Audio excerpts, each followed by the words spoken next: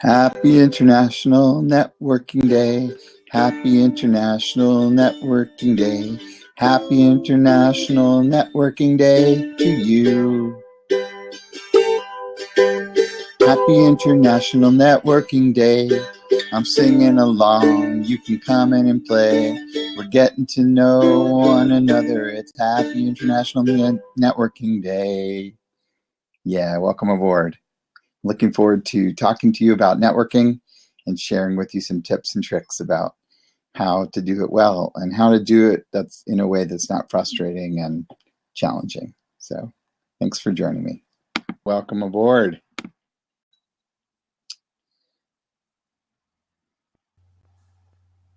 Good evening. Good evening, Hillary. How are you? Oh, I'm good. How are you? I'm good. Happy International Networking Week. I've seen that, but I haven't really paid attention to it because I think every day is a networking day. Right? That's true. But this week we get to celebrate the real aspect of networking and what does that actually mean and why do we do it and think about, what we're doing. So I thought I would celebrate that with a little special blab just around the concept of networking. Cool. Yeah. So what's new with you? How's things? Oh, boring, dull, very dull in my world. Really quiet, very quiet. Nothing going on. I haven't been home in the evening for ages. I'm in tonight and then I've got 3 events now, Wednesday, Thursday, Friday. It's good. It's very good. Right? That sounds really boring to me. 3 events. I'm launching a brand new magazine. Yeah, you like those magazines. It's interesting. It's something that does not even resonate in my world to think about launching a magazine. So tell me about your magazine that you're launching. It's called The Live Streamer. Ooh, I went. So do I subscribe to it? Yeah. Do I receive it in the mail? It's a free publication. It's a free online publication. If people want we're going to print 2 versions a year. And the reason we're going to print 2 versions is because I wanted it registered like a book gets its unique number. The ISBN number. I wanted the ISSN number. So we have to print something, at least 1 a year. Content-led, interactive video, fun stuff, all live streaming platforms, the good, the bad, and that what the fuck, everything. Oh, you're recording. Sorry, I do apologize. Yeah, so lots of different aspects of live streaming and some fun stuff, some disasters, as well as educational and tech side. Would you prefer I not record? You just want to talk freely? No, it's fine. It doesn't matter. Okay. It's not a secret. It's all registered and official, so no one can take the name or. So here's a offering for one of the chapters or sections. My friend Steve, I don't know if I mentioned this to you before or not. He's also known as the Swami Byananda. He has come up with right off the bat. He plays with words really well, and he came up with Blabratory. So in case you want to, have a little section called the Blabratory, it's all yours. That's cool. Thank you. There's been quite a lot of planning stuff about it. How to put a magazine together, we're now extremely experienced in. So when we first did a magazine, we had no experience, whereas now we do.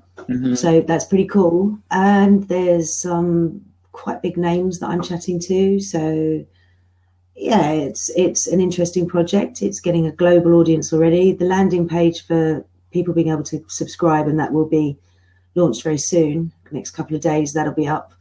And then people will be able. It's free, it is free, and that's the beauty of it. The printed version isn't obviously, but the online version is, and it's great because let's say we had a really good blab, we could edit out 5 minutes and we can whack it in the magazine because it was hilarious, and so it's having that capability. So would that be digital content or would that be written content? Well, the thing is, there'll be both in it, so it will actually be a magazine that you swipe across on the screen. But when you click on the links, you'll be able to see the videos, and the links will be formatted in a way that if we print it, it takes them to say livestreamer.com/issue1, and then it will all be there, the content. So it won't interfere with that. Is Livestreamer already up at all? No, the landing page will be up in the next couple of days. Someone's building that for me, creating that for me. I've been flying around, so I'm accepting help, obviously, where there's help. It's also a great way that people will be able to showcase themselves, and some people that don't get much promotional opportunities will be there in the forefront. And there's some people that are really knowledgeable about stuff. They'll be able to share that knowledge, because the marketing campaign, it will go global. It will go viral in a way, because it's a free magazine and it's an interesting subject. I can't wait to see it. It sounds exciting. When will this be available? We're hoping, we've got the 24-hour blab first, and I reckon the first one will be up by about April.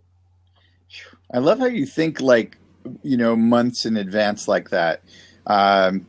It's fantastic. I still feel like as an entrepreneur, I'm in the muck right now or it's not really muck. It's kind of, it's actually more like a gold mine of just looking at who I actually have on my email list and who I have been reaching out to for the last couple of years. Because I've got thousands of people that I'm connected to, speaking of networking.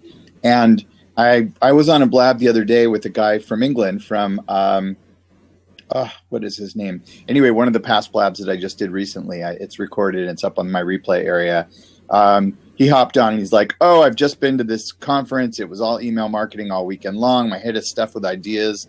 And he started to talk to me about zip codes and how valuable it was to know where the people are that you have on your list. And it was information that I wasn't collecting, and I don't have a very good segmentation of the people who I reach out to. And so I almost feel like I could spend about a year doing that, and it would be quite profitable, because now instead of just sending you information about a class I'm doing tomorrow morning here in Portland in person, which you're not interested in, I can make my offerings much more segmented. So yeah. And I love the fact that you're connecting with people and making, getting offers of help and assistance. Like, when you started offering the 24-hour blab, to me, it was just like, yeah, of course, I'll be a part of that. If you want me, I'm in, and I'm sure you've gotten a lot of people. We're just confirming all the schedule and stuff. But to be honest, Albert, we've had to whittle out people, because there are a lot of people that it doesn't sit right with. They're not the right kind of person to get involved. They're not ready. They have an offering that's not finished, or they're just not quite confident enough, so we can work with them to then be part of the next one. But one thing I did have to explain about the 24-hour blab is, someone said to me, what are you going to do after the blab?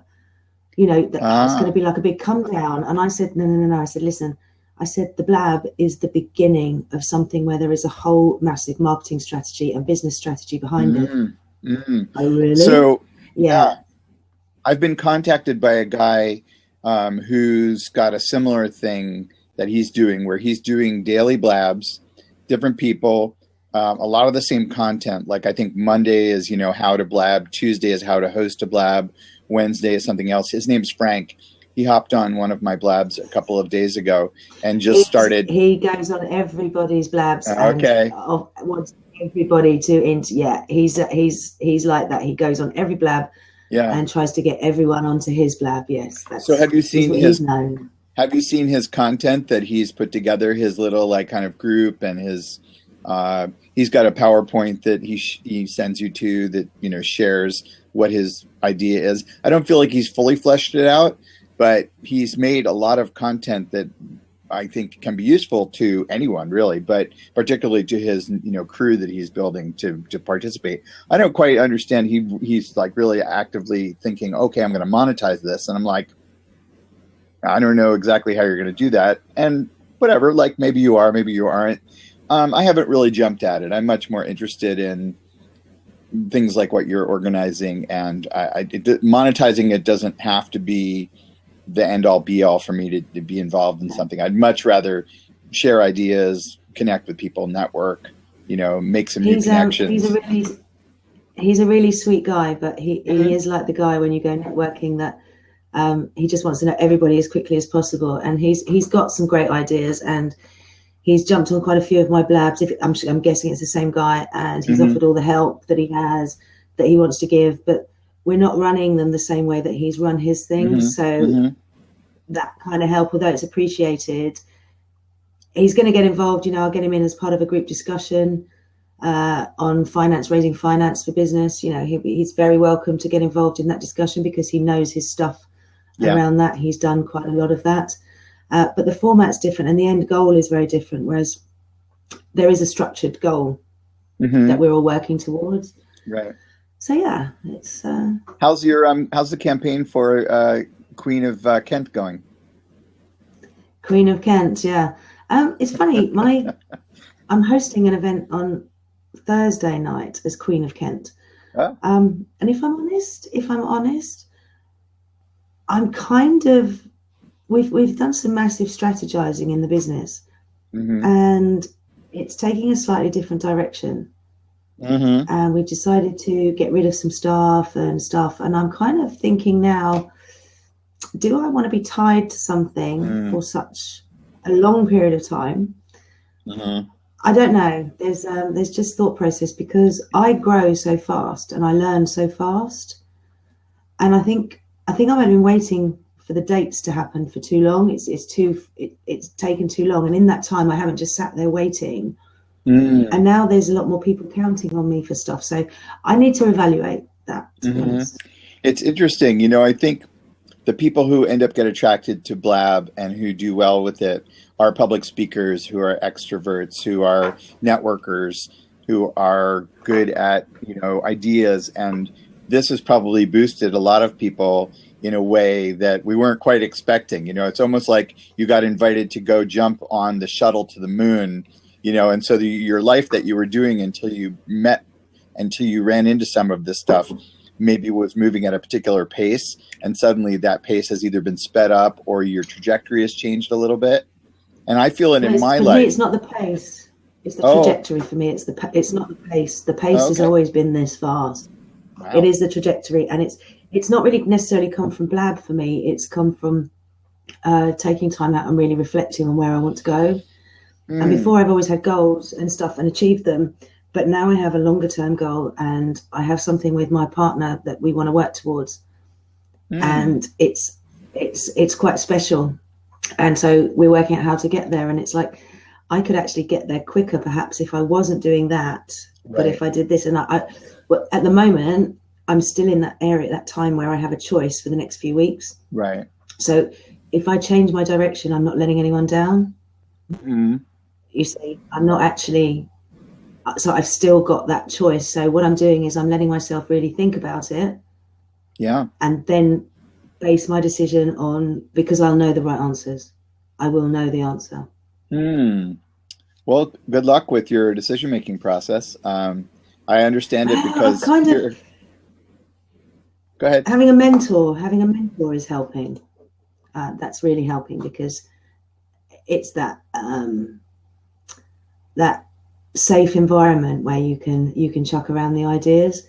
And I've picked up a new mentor. Oh, a mentor. Okay, I didn't understand the word. Great. Yeah, so I'm finding that sort of intellectual stimulation and challenging me. And it's not someone I'm close to or anything like that. So it's someone I really respect, and I'm quite taken with, in the sense that when I present information to her, I'm a lot more structured in how I present it, whereas how I would normally present is like blah, blah, blah. Okay. So already, so is the mentor forcing you to get more strategic about your thinking? No. Or how's the mentor helping? More structuring the ideas.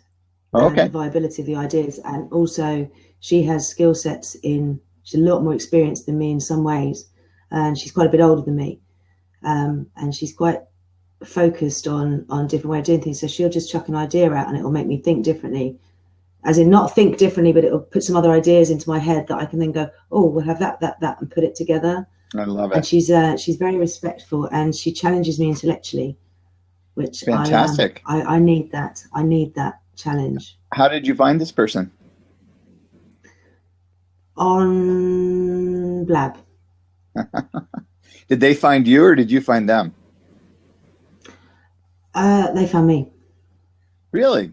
So, and did they approach you and say, Hillary, you're a little bit all over the map, or I have skills in this area that I can help guide you, or I'm a mentor, or it just sort of naturally occurred? naturally happened from a telephone conversation, and then it was a few emails exchanges of certain things, and then there was an idea that's come out for something post 24-hour Blab, and then it was it was interesting. But I've met some other fab people on Blab. There's a lady on Blab that's she's getting involved in the 24 hours. She runs something with a guy who's a presenter on the BBC. They run it on, it's 5 p.m. GMT my time on a Sunday, and they're called the live streamers. No, inside streamers, and they discuss various aspects of live streaming. And she's been a brilliant help as well. You know, she's chucked some ideas at me, and she knows her stuff, and she speaks very clearly. And you know, it's a really great, another great relationship come from Blab. So you called it crazy and this. I was just you can't be this crazy and this energetic without having, you know, there has to be that focus and structure behind, because I am wacky with the ideas, but all the time I'm being, let's do this, let's do that. There's always a plan formulating to back that up and push it forward. Right. Well, good. I'm so happy for you that you found this person. You know, as I explained Blab to people. I should say people, really, shouldn't I? Should say people, really. Right. Well, yeah, but having that one person who is keeping you accountable, and, you know, the way you described that one person was different than the way you're describing some of the other people, you know, and different people have different tools, you know. I might bring the mandolin to bear, you know.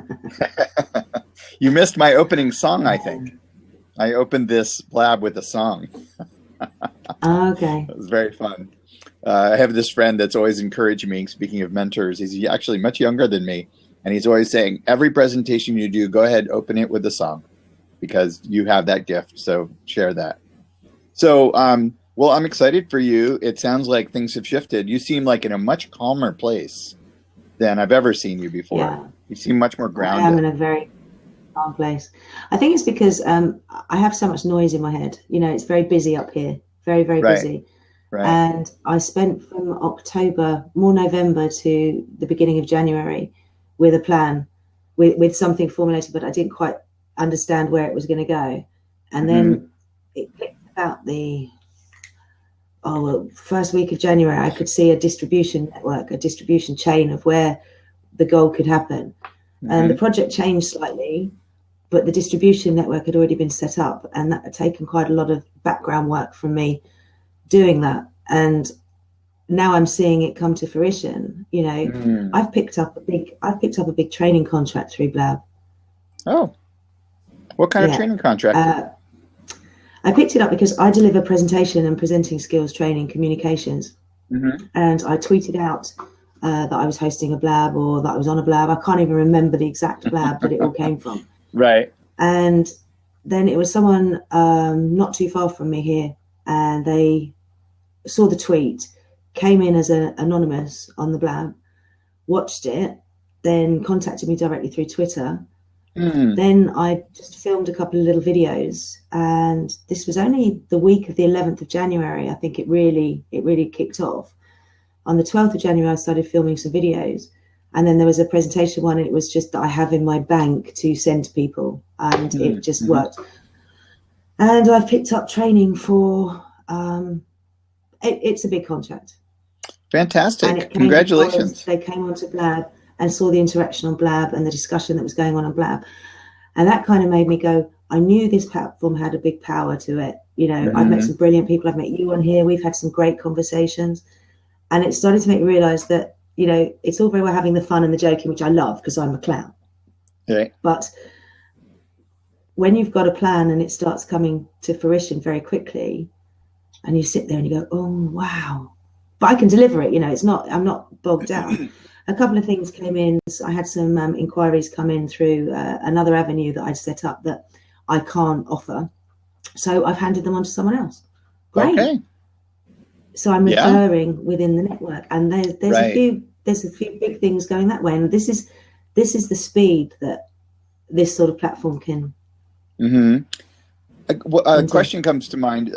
Since you are good at this, and the topic is networking, any tips you want to share about networking that you know that come to mind? There's some, but I won't say because it's recording. Okay. I have this kind of rule wherever I am that I just treat everybody the same.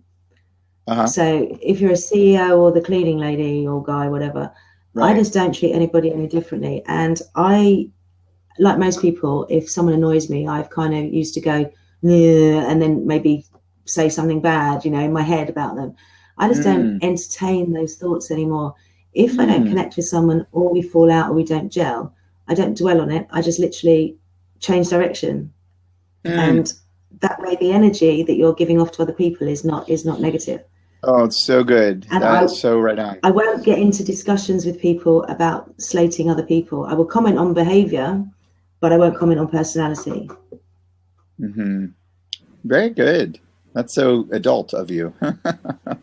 I am an adult, but I am an adult, but not a very mature one, really. Right, but yet, to have that skill and just the way you're thinking and acting around people, that is a great way to be. That's a very good tip for people. It's a hard one for people to do because I think we are accustomed to being 16, being in grade school, and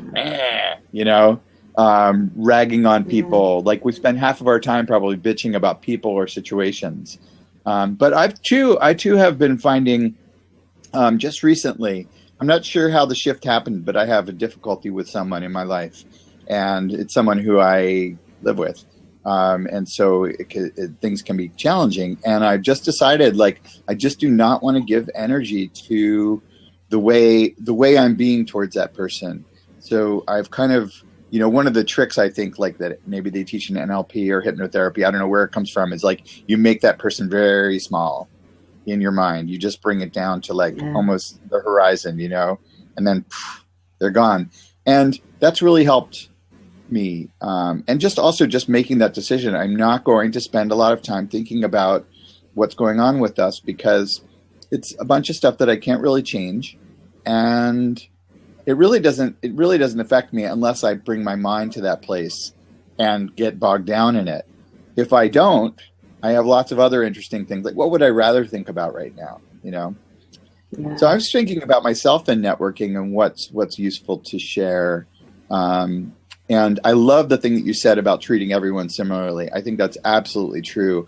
And I feel like I try to lean into people who I wouldn't obviously connect with, and try to make a little extra effort there and try to go beyond just what is expected or what's actually happening in the moment. I make the initiative. I make the overture with everybody, really.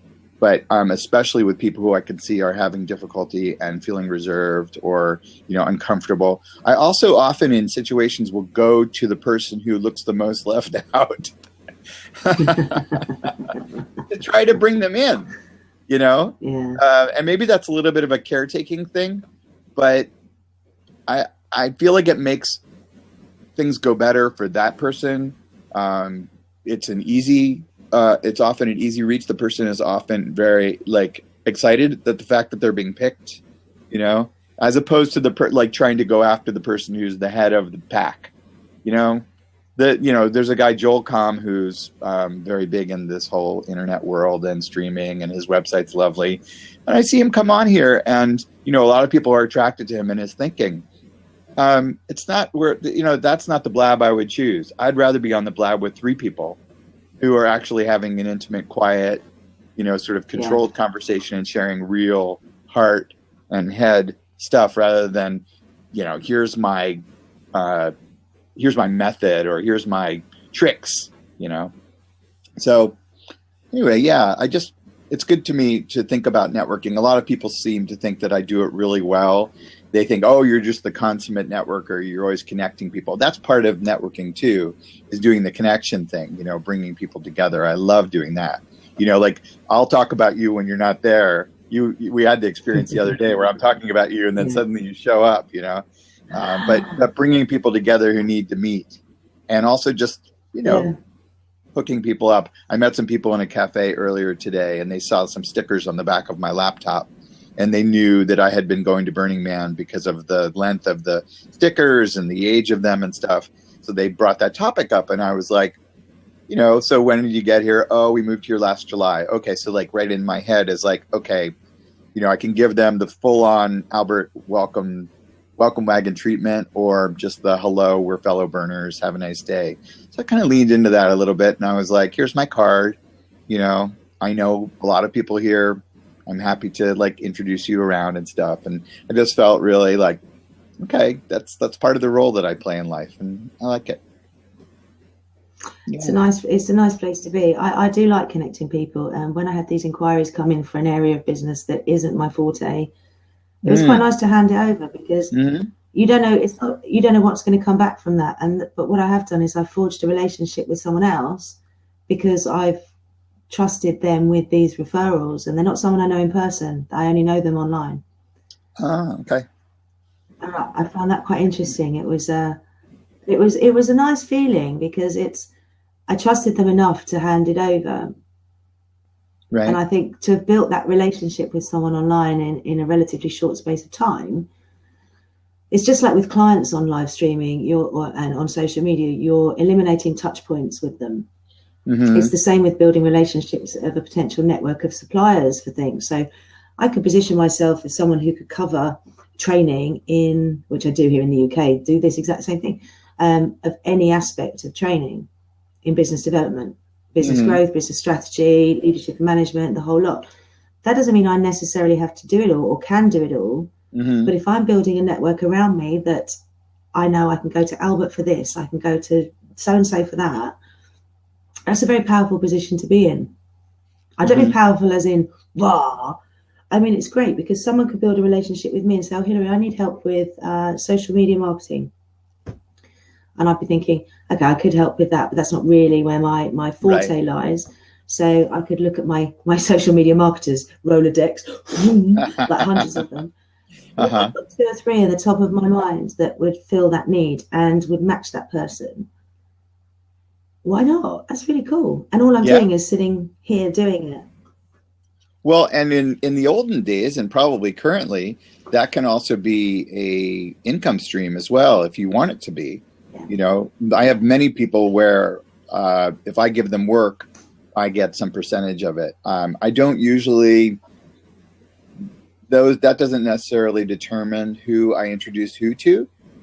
But if I wanted it to be more of an income stream, it certainly could be. I haven't quite thought about exactly, you know, it feels a little sticky to me because, you know, I have real estate people, for instance, if I send them a client, you know, they want to reward me. And I'm kind of like, I'm just, you know, I heard that someone wants to buy a house and I think you would enjoy working with them. Have a nice day. Here they are. And, you know, for them, it's like, well, that's worth $1,000 or $2,000. To me, it's like, I'd rather, instead of getting that money, I'd rather someone turn around and go, hey, by the way, the Grateful Dead are in town. I've got some extra tickets. Here you go. You know, like, and not have to have it actually money be tied to it.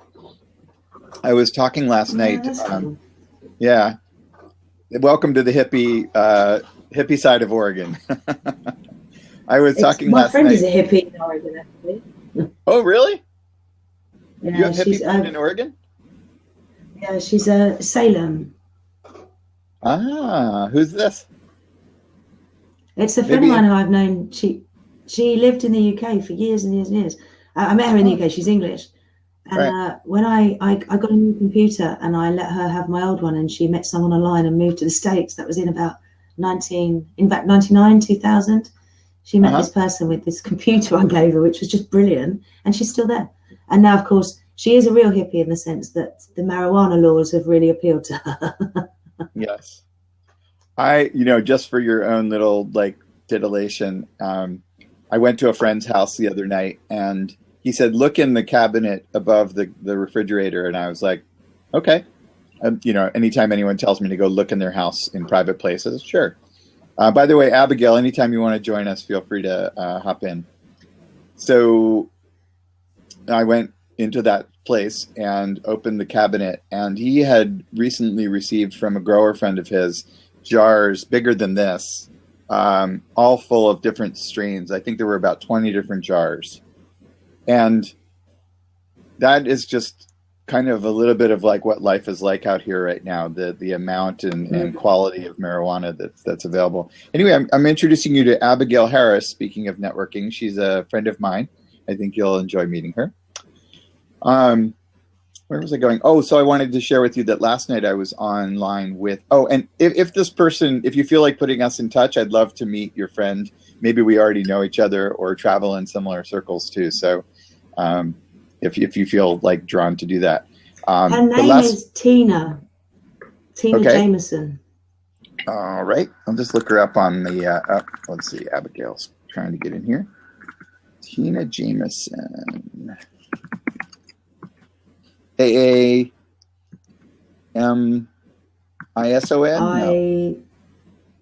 I can't remember how you spell it. I never write her surname, of course, because let me just look on Facebook.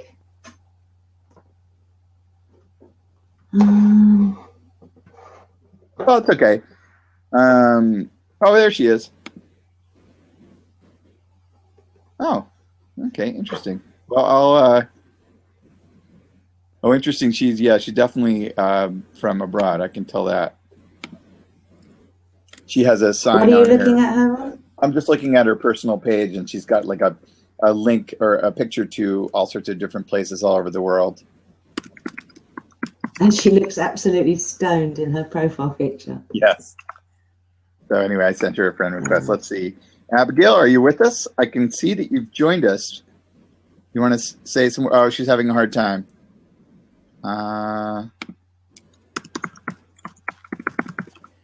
Anyway, we'll see. She's there. Let's see. Abigail. I would just keep trying, Abigail. You'll get in.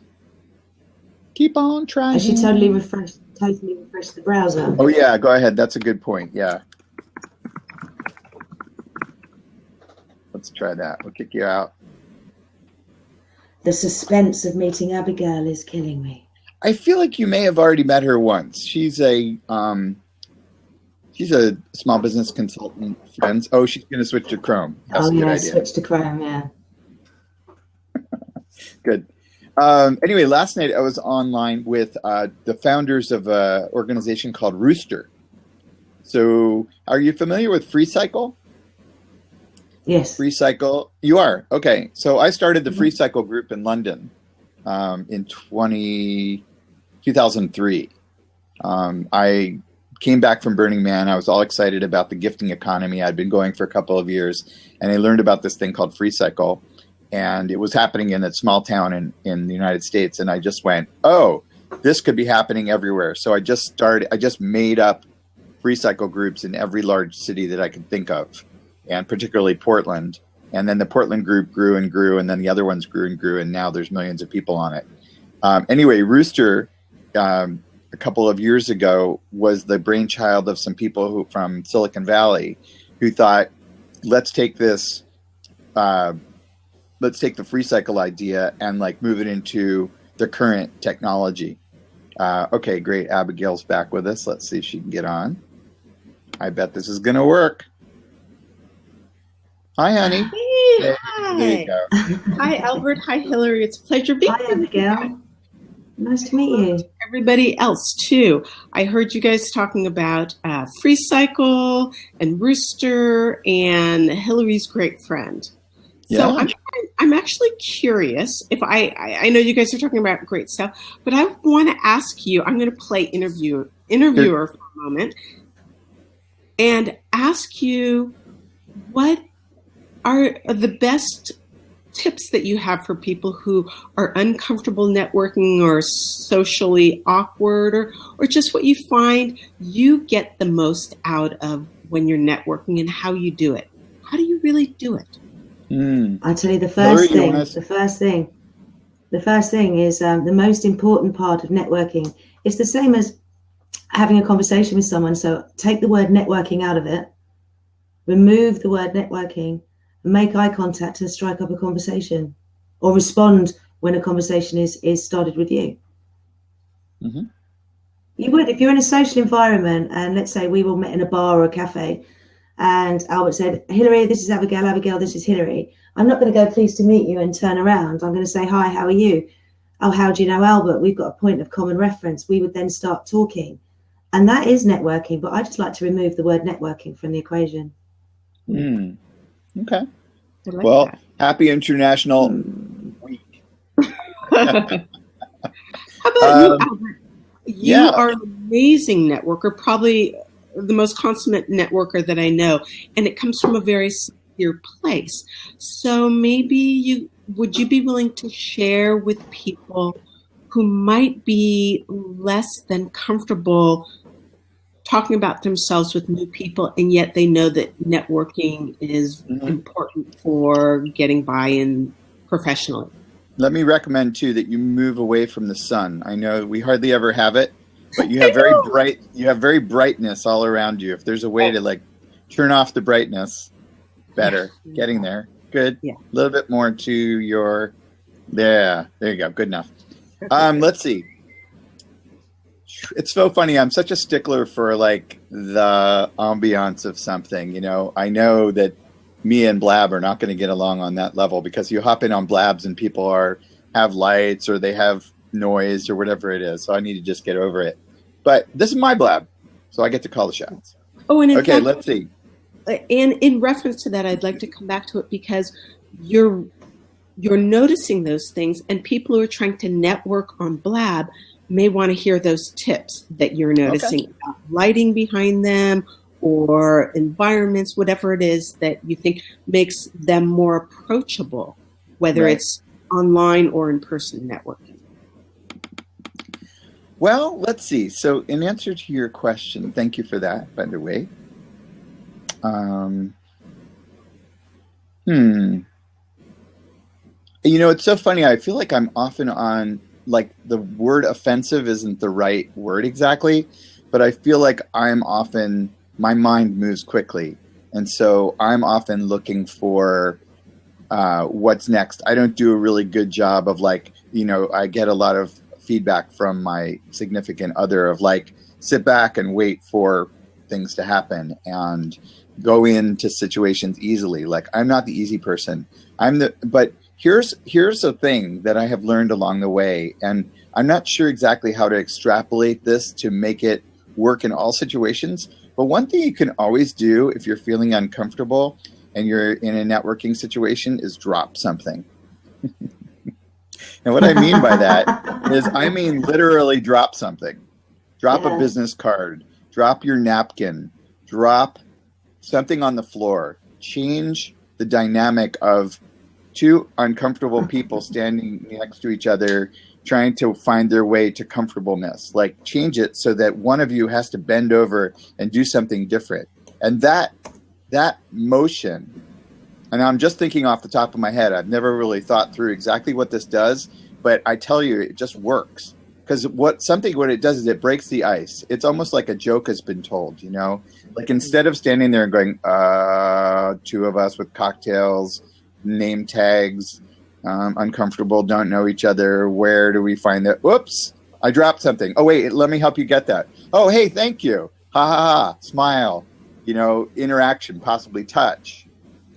Certainly touch helps, I think, to relieve any kind of angst you have with meeting someone new. So if you can shake a hand, or if you can put a hand on a shoulder, I think that's helpful. But, you know, oftentimes if you're the introverted one, that's going to be a scary thing. So dropping something, you know, you can often start with, like, one of the ways that it's helpful to remember somebody's name is by saying it out loud. Oh, Hillary Steele. Where did the name Hillary come from? Particularly if people have interesting names, like Abigail. Like, who named you Abigail? What's the history behind your name? You know, that's an interesting name. That's finding that common point of reference, isn't it? That's finding that thing that's going to open up a conversation. Mm-hmm. It's not about.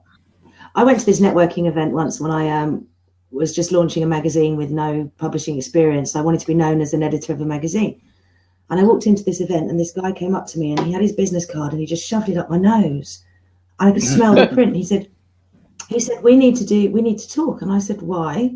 I hadn't even got a coffee at this point. And he said, well, I do business with people that work in the same area as you.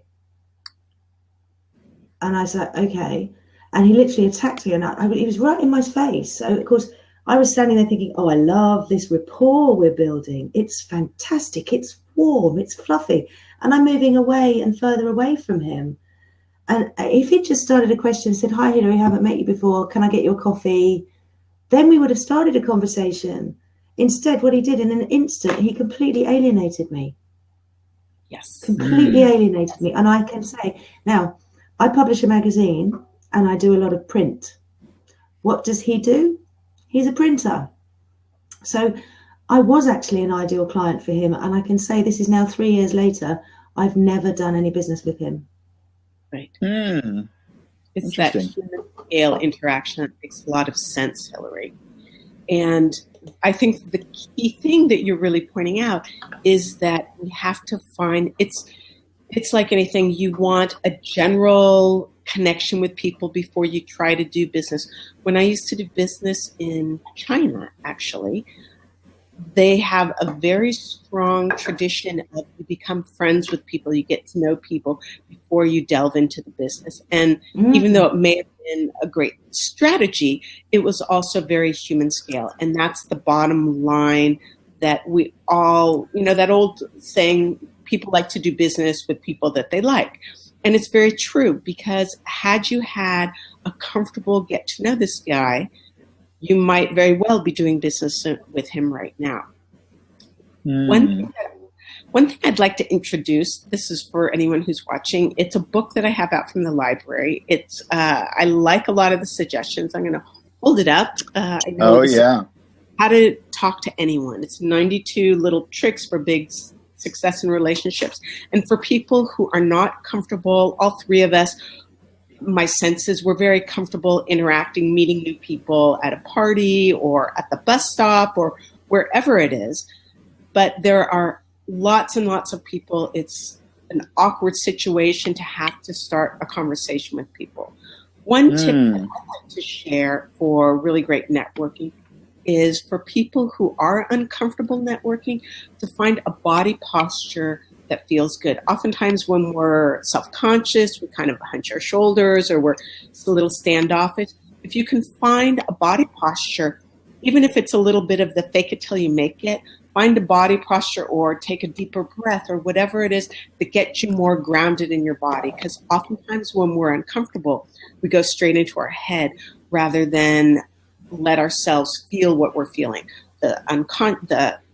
The discomfort or the anxiety or whatever it is, if we can let ourselves feel it consciously, there's more of an opportunity for transforming that and then getting more comfortable talking with people that we don't know. Hey, Abigail, if you have earbuds, yes, put them in. Okay. I think it helps. I'm not sure exactly why, but I think it does.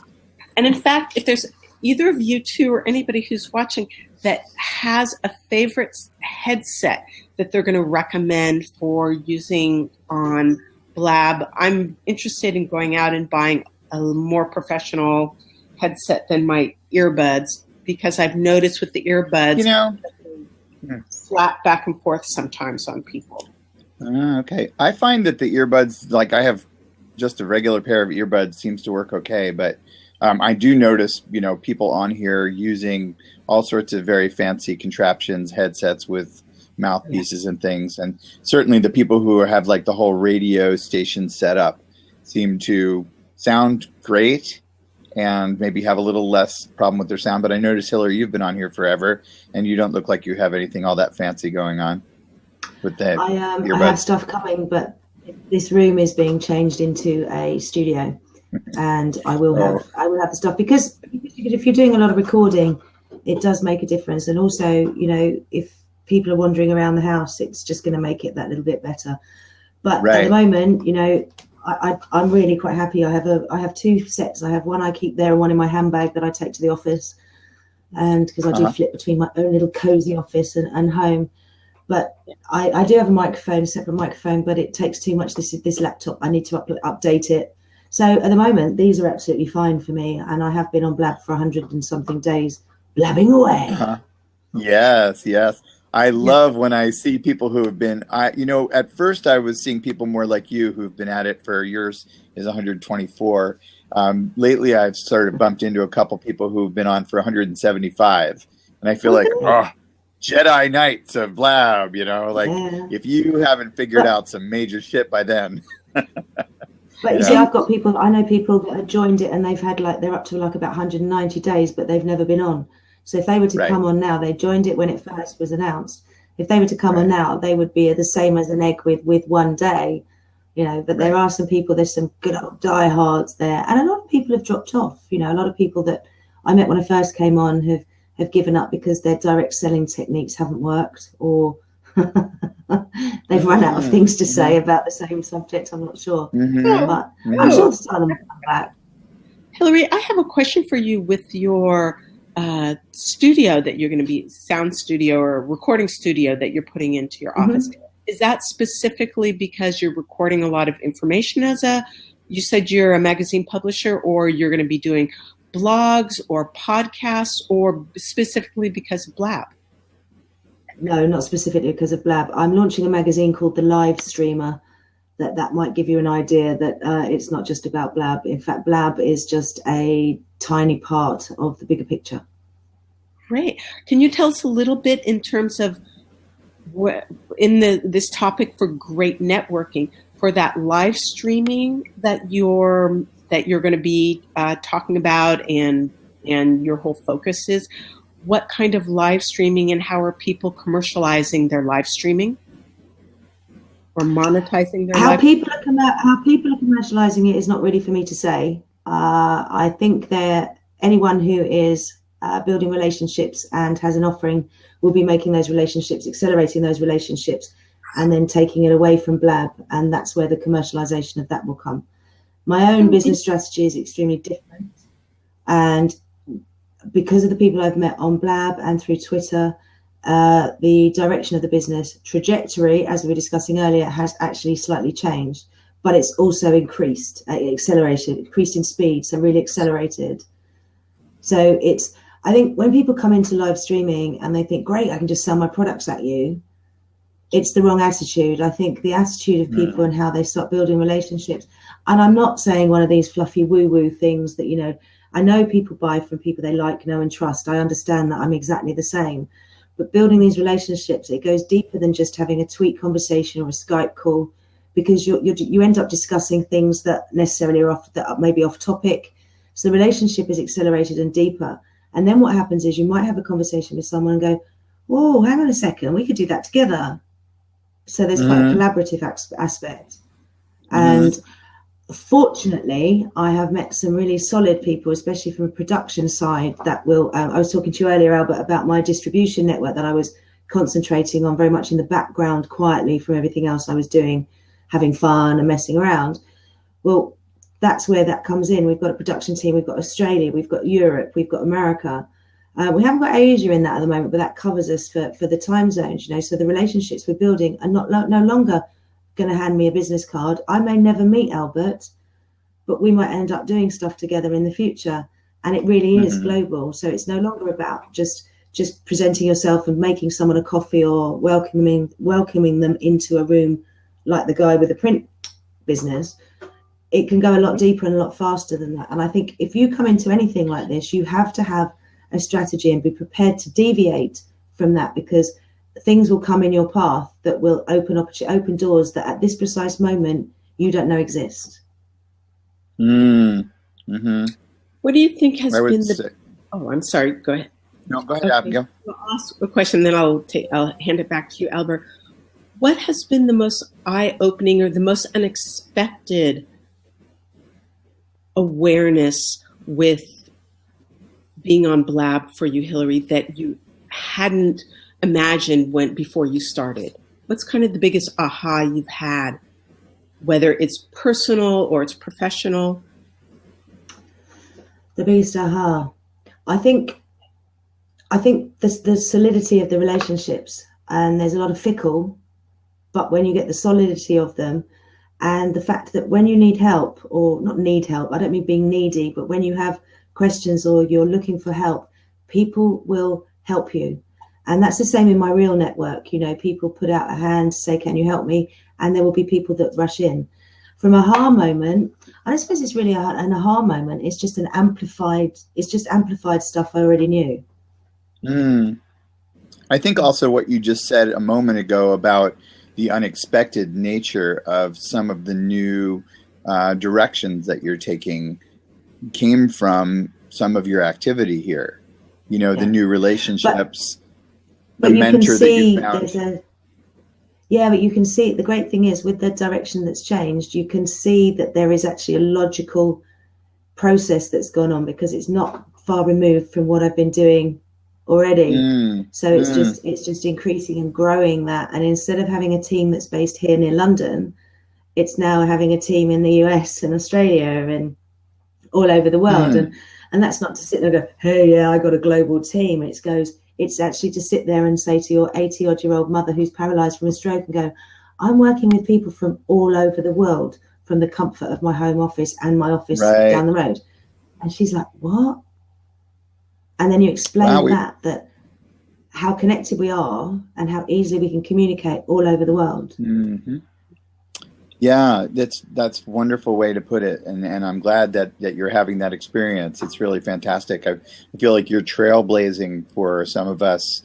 You know, like when I come towards that kind of scenario, it's almost like I'm in a kayak and I'm coming down the rushing river, and you've been down that stream for a bit, and you've already reached out and grabbed some of the bananas and, you know, found your way along it. So, because I feel, as you're talking, I'm going, oh yeah, I'm having some of that situation too. I don't quite know what to do with some of the connections. Like, you know, you talked about earlier getting handed a contract that was very valuable to you. I haven't quite had that type of interaction yet, but I'm starting to have some kinds of interactions and some kinds of new relationships that I'm not used to having in life. So it's very exciting to me. It's almost like walking into a new grad school and being surrounded by a lot of brilliant people who, you know, are on various levels of the path. And so it's exciting to hear you talk about it. Hey, I'm going to let you guys just talk for a second and go use facilities. So just keep it up the good, or actually, as my dad would say, keep up the above average work. Oh, the above average. So Abigail, tell me about you. What is your direction? Where are you coming from? Well, thanks for asking about that, Hillary. I do a lot of email marketing. That's how I know Albert, besides the fact that we are part of an extended social community here in Portland, Oregon. And I have a background. My partner and I had a wholesale gemstone company for 20 plus years. We sold nationally and internationally, did a lot of trade shows. Sold a few years ago the brick and mortar part of our business. I still own a number of domain names that I have a business related to the gem and jewelry industry. And kind of through the back door this last year, I've started doing consulting and helping people not just with their newsletters, but doing business marketing for them, creative marketing and helping support people to, what would I say? Here's an example of a client. I have a brilliant client who is not social media savvy. She's not even mainstream consciousness savvy.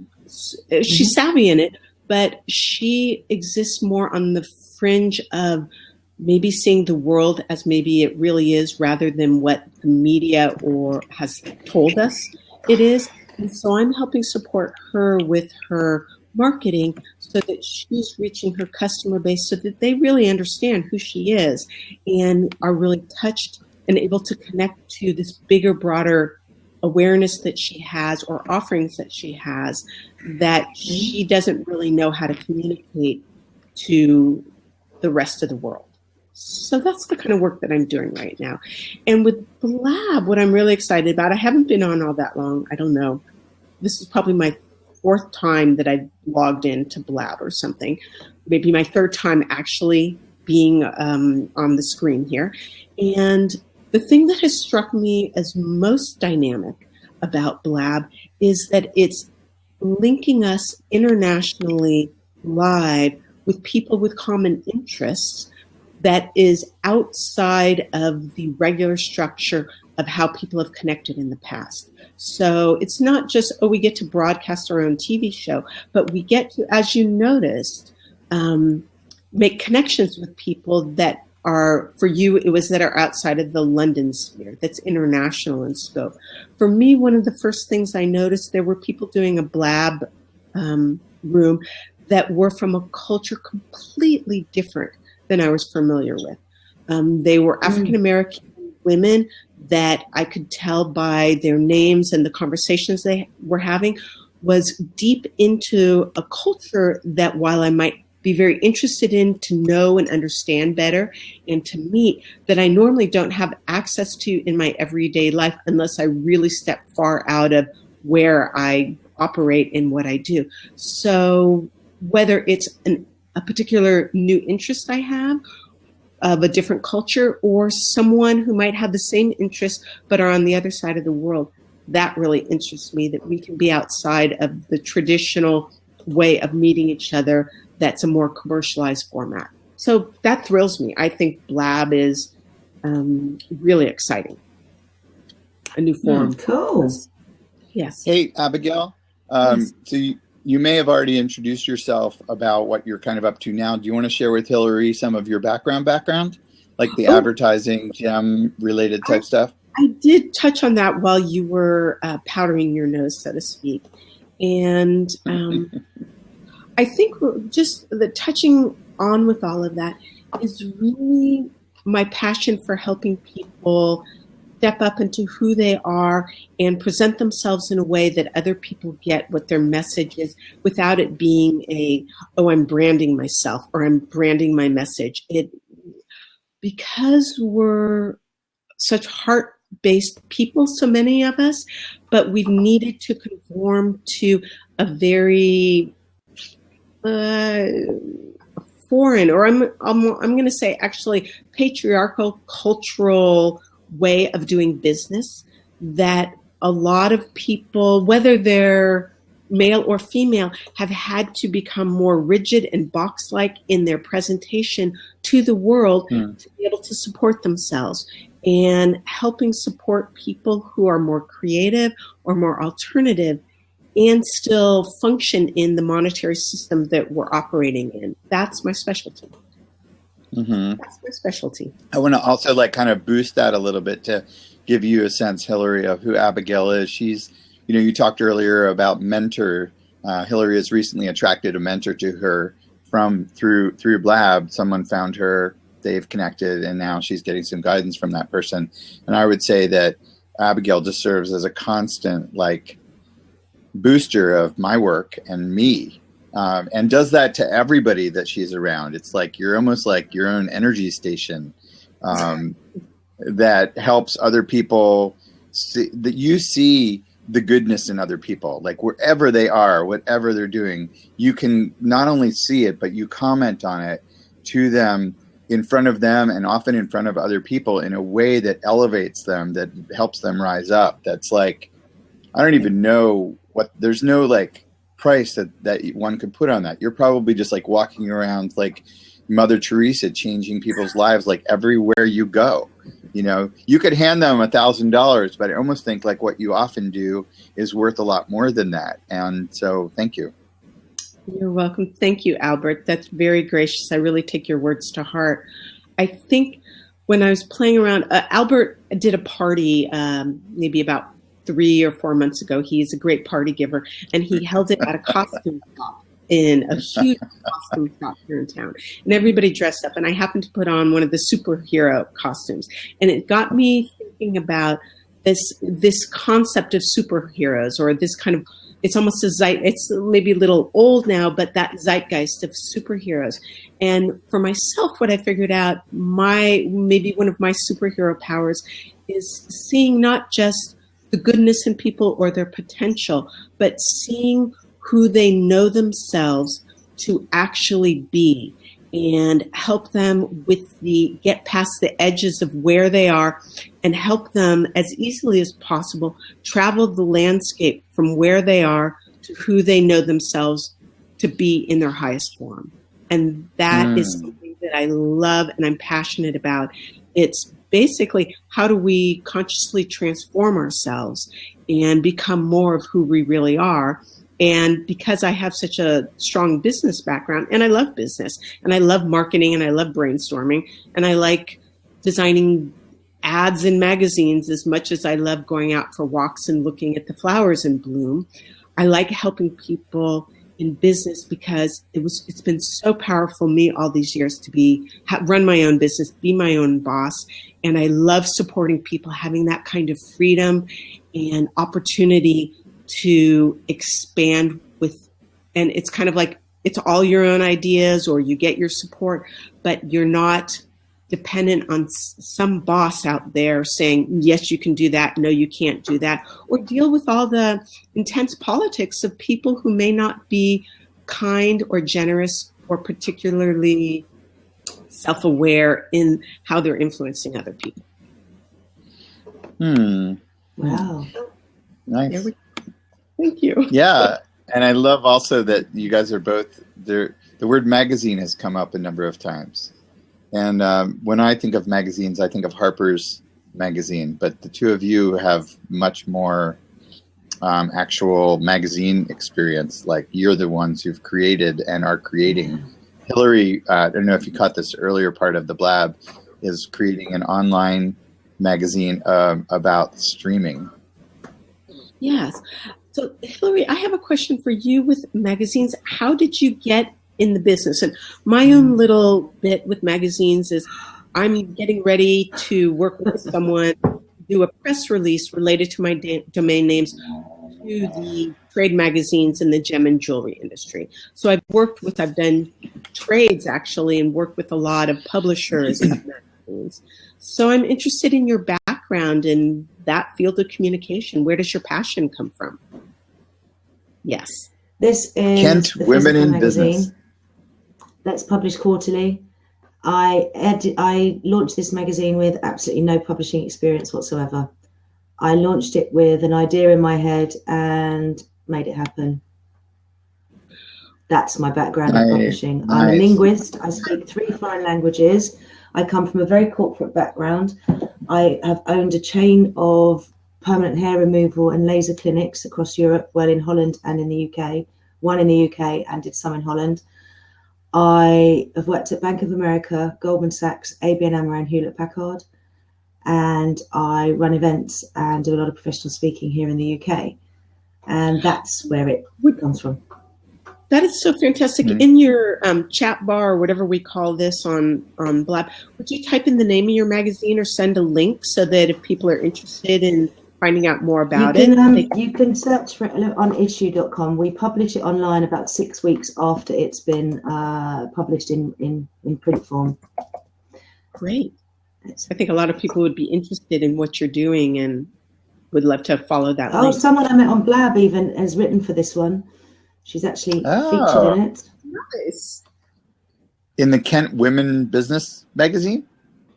Yeah, it'll go online in about another 3 weeks, I think. Okay. And so, Abigail, this is news to me that you're about to do a press release to the gem world.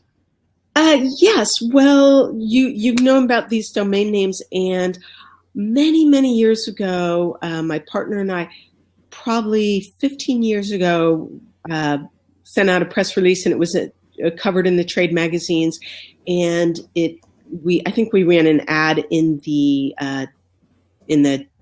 gem show guide for Tucson, which is the biggest gem show in the world, in Tucson, Arizona, and it was way too far in advance. And this now, because the jewelry industry, which has traditionally been a bit more of the old school of business done on a handshake. Certainly the diamond industry had been like that for a long time in New York and Antwerp and Tel Aviv. And so we'll be sending out, there's the biggest jewelry show in America is at Las Vegas, put on by JCK Magazine. And we'll be running some advertising in the magazine and in the in the show guide, and I'm interested in putting out the press release to share it with all the different people around the world that might be interested in these very product-specific names. And I love, so what my brainstorming right now is how to position in the press release what are the real needs of the people that are going to want the name, and position the release to really speak to what their needs are so they recognize the value in what I'm offering. So I'm excited about that project. I like running campaigns. I like running campaigns for my clients. I like running campaigns for myself. So part of it is something that we care about, and that feels like it's stirring our creativity in whatever form, whether you're a musician or you're a marketer or you're the next big thing with whatever you've come up with. The idea that people can take what they love and then support themselves with it it's like, that is exquisite to me. That's what the true idea of a marketplace really is. Fantastic. I'm just partly so glad to hear you talking about that, because I know that the last couple of years have been hard, and that just, boy, does that sound like a different Abigail than a year ago or even a couple months ago. So yay. And if I can support you in any way as you unfold this, if you want me to review it, if you want me to edit it, if you want me just my 2 cents, I'd be so happy to look at anything you want to show me. I really appreciate that. And I like that you, thank you for bringing up the last couple of years. I'll share it with you and Hillary and everybody, I guess, who's listening, is I've always been a very happy-go-lucky person. And I've had some personal health and in my family, some very intense situations go on, such that I've experienced some of those deep sorrows and griefs and pain. And I think I've come out actually a much stronger person for it. It's we all go through difficulties in life. And in fact, I think of it as our battle scars in life. Not many of us go in actual battle, but we go through difficulties in life that most people don't know about. And now that I've been through what I've been through, I have much more compassion for people when they're either going through hard times, or they're being uptight, or they're not being the most pleasant people, because I understand all that we're all carrying. Whether maybe, Hillary, maybe there's been some down times that you had in business before, and that made you stronger. You had to go through it to get to being an international magazine that you're becoming now, or streamer. I think everybody has something it's not just a shadow part of us, but it's that richness. What do I call it? I call it, I've been through some of the most exquisite pain that I ever have in my life.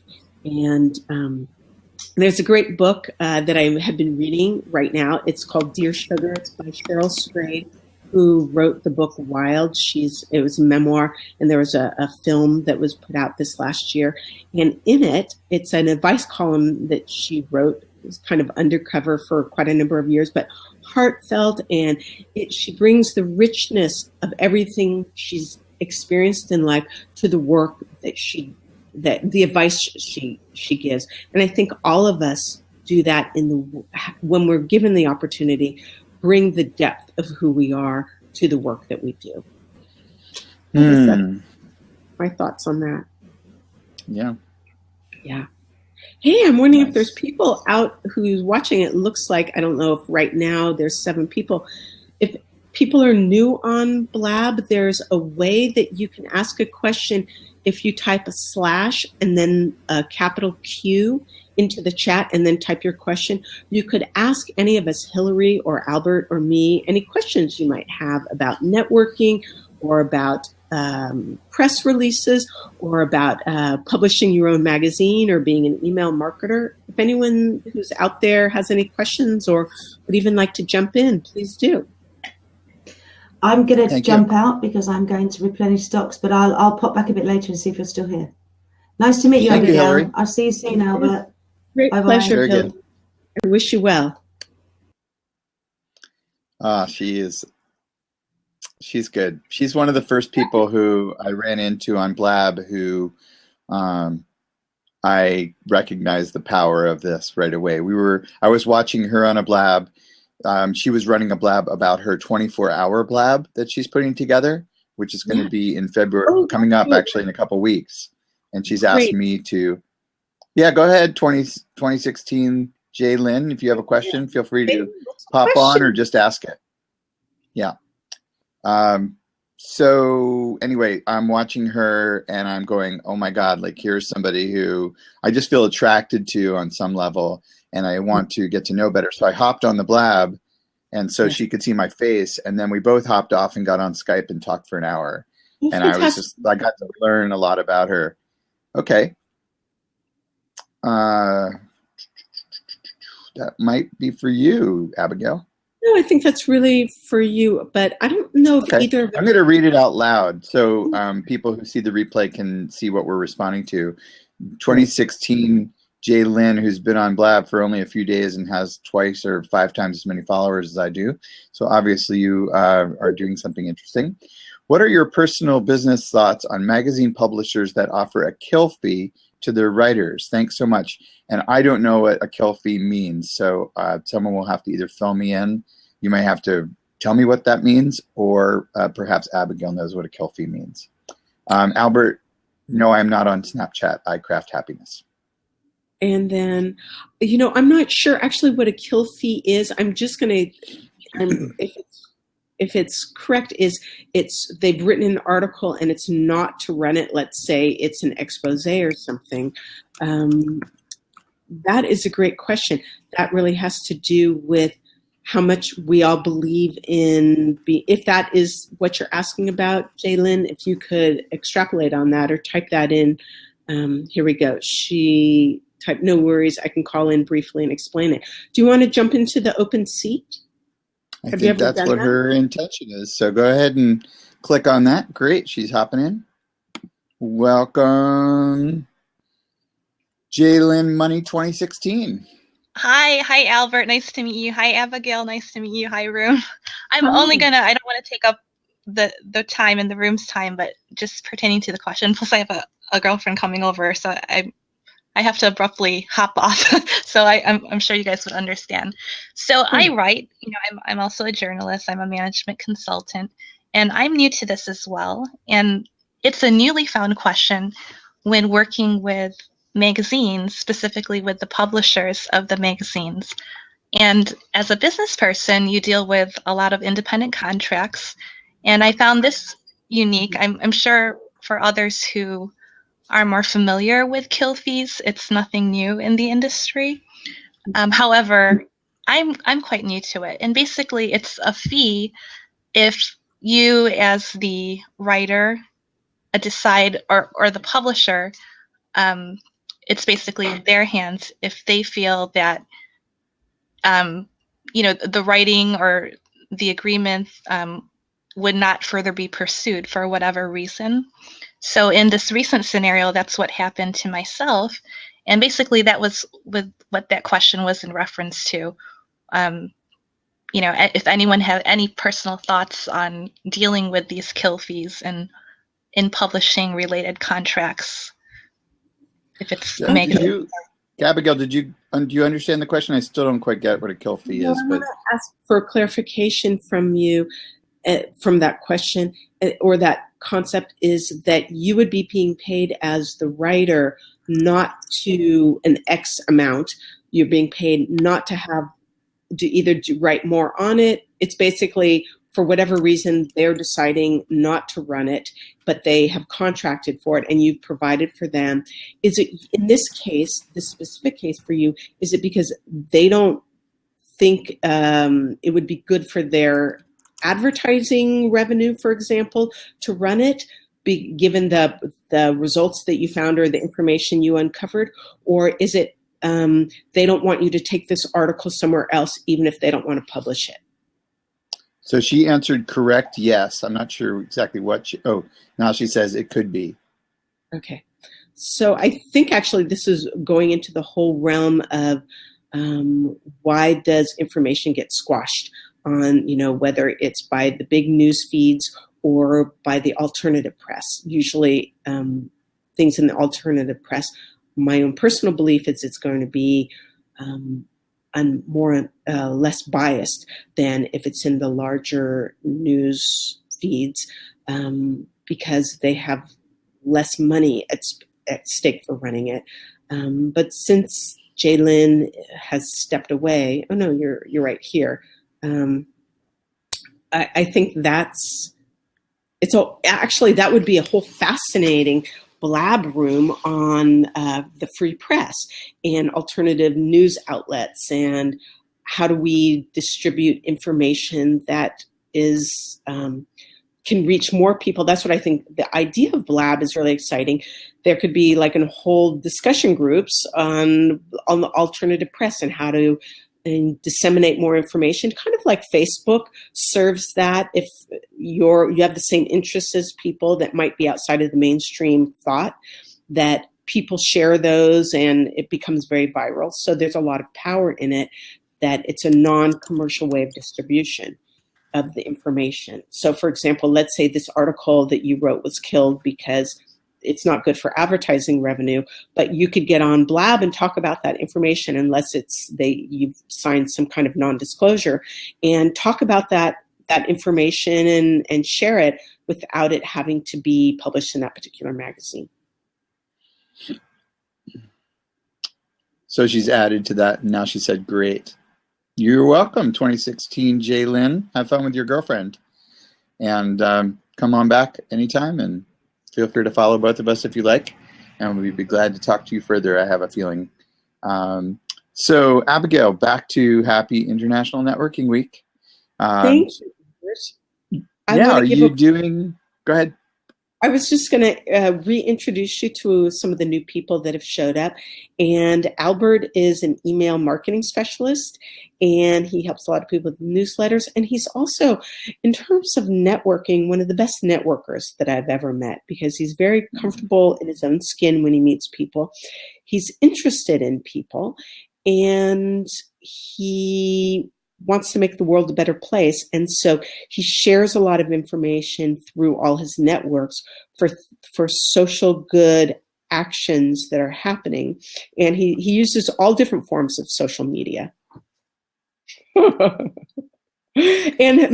he's also holding up a catalog from Dr. Richard Schultz, who is a master herbalist that I kind of turned Albert onto.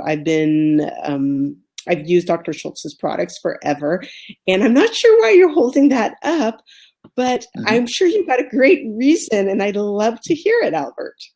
Sure. So, well, we've been talking about magazines. Yes. For one thing. You were talking about how I like to make the world a better place. Yes. I wanted to share this. I'm going to reshare it when Hillary jumps back on, if she does, because I want to keep her alive for a long time. And yes. I know when she gets introduced to Dr. Schultz, she's going to, it's going to help her, as it's continuing to help both of us. And this is also a magazine. It's probably one of the only magazines that I get, and it's, actual physical magazine.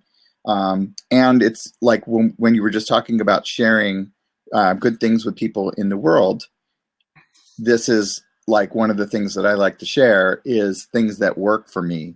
And there is no affiliate. I'm not sharing an affiliate link with this magazine. There is no affiliate program. There's a website here at the bottom of the screen that Abigail's pointing to. For all of you who are listening, it's herbdoc.com, HERBDOC.com. And right. I could spell it out on the thing here, right? Yes. Maybe I will. And thanks for doing that, Albert. And while you're spelling that out, I'll tell you, for all these people, what's really powerful, actually, since we talked about magazines and networking and commercial and sharing information that is beyond the monetization of things. What's so beautiful about Dr. Schultz's products is he's a master herbalist that had a clinical practice, and all his herbs are organic or wildcrafted, and it's using natural medicine, everything's actual plant-based rather than synthesized or, a nutraceutical, pharmaceutical, and it's to help with health and well-being. I use all his products. I've been using it for years. How I discovered him was I had been back when I was kind of more into raw foodie stuff, and I'd been in a gathering, and I was having pains in my, I think it was kidney stone a little bit. It wasn't a kidney stone, but a little pains. And I asked everybody what was the best products they knew about or how to cure things like that. And someone who I really trusted said, Dr. Schultz has the purest medicine, herbal medicine that she's anywhere. And I happened to turn Albert onto it maybe it was a year ago, one of the products. And I stock my own herbal medicine cabinet with a lot of Dr. Schultz's products. So that's I think a big part of networking too. Like I think you nailed it on the head. I think maybe partly what makes me a good networker and just, enhances my life is this interest and excitement about new tools and systems and products that I find. And I'm enthusiastic enough and kind of outside of my own comfort. I don't need to necessarily stay in my comfort zone. So I could say, Abigail, but you have to see this thing. It's oh my God, do you see this rainbow behind me? Look on the wall there. Oh, yes, beautiful. So I could say, this thing that I'm into, the Grateful Dead, Burning Man, you have to come check it out, Blab, whatever it is. And I think a lot of people are scared and nervous to show excitement around something that they're excited about, to really get behind it and take a chance, because we all get hurt around this. We all get hurt when we're younger around showing excitement and enthusiasm about things. We get slammed by other people who aren't excited and enthusiastic and who just see us stick our necks out and go, great, boom. So I think that affects us as adults, and people as adults are much more hesitant to take that risk. And I guess I just have figured out by this point in life, I haven't died yet, and so I'm going to share those things. And every once in a while, through my newsletter, I've asked people to sign up for my newsletter here. By the way, to you, Abigail, I've created a separate link. When I post it here, it is an actual sign up link that goes just to a newsletter sign up just for Blab people. So if they jump in, they come into just the Blab list. Oh, that's fantastic. So is that if someone goes to your general sign up for your newsletters, and do they see the 11s and your constant contact one and one, but you can kind of have it hidden, not hidden, but not shown to anyone else, but you can still directly feed people into that list? Well, yeah. So this list goes to, if I click on it, it goes to a sign up form that I've just created that says, hello, Blab friend, please join my list. Email address, first name, and zip. And that's it. And it doesn't, there's no, actually, I haven't actually tested it, but I'm pretty sure that just for that, Albert, here's a tip, is not just have zip, but also have country or maybe not country, but continent, because that zip code is limiting it to North America. I mean, there are zip codes, in other countries, but you won't know which country that is offhand. So that's a great idea. And you could either just have radio buttons for what continent, or you would have a whole drop down, but there are a heck of a lot of countries for people to be picking from, but they may not try that and see if they do it. And if so, then you get to export it into the Google Maps system to see where everybody's from. Yeah. Right. So we were going back to the I brought up the idea of sharing things that I'm excited about, which makes me maybe an interesting person, a good networker. And then you had something that you wanted to respond to, and then I kind of bumped onto this URL. Yeah. Yes. The thing that that you were saying that I thought was interesting, it's not just things you're interested about, but things that we don't know anything about. Being willing to be vulnerable in saying, I don't know. Or the same kind of thing, what does that word mean? A lot of times people won't even say, I don't understand that concept, or I don't know what that word means, because we've been shut off or cut down for not knowing, because that is kind of a faux pas in a lot of our cultures.